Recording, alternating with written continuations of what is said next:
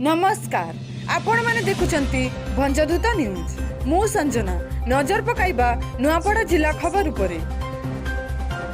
Royal block Ganiyari पक्षरु आयोजित royal cup cricket championship उद्घाटित हो जाइछि।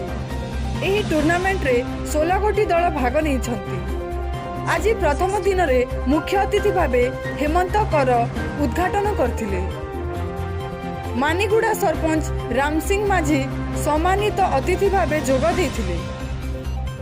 धीरेन्द्र कुमार पंडा प्रमेश्वर हंस उपस्थित थिले।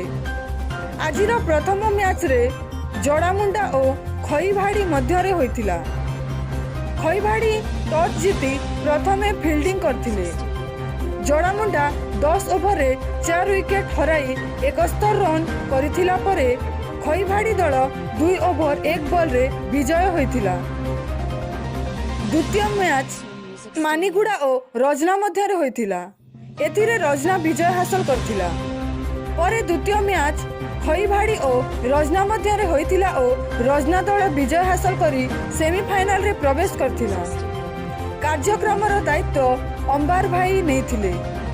रुद्राक्ष हंस और मोहन हंस धारा विवरणी टिकेश्वर हंस कोरियर रमेश नाग गणेश होथा थयराम हंस कैलाश धरुआ कौशप सग्रिया साबन होता दीपक बाग महादेव थपा थबीर हंस जसवंत हंस नीलू बाग कुणाल बाग प्रताप हंस प्रवेश नाग प्रमुख उपस्थित थिले।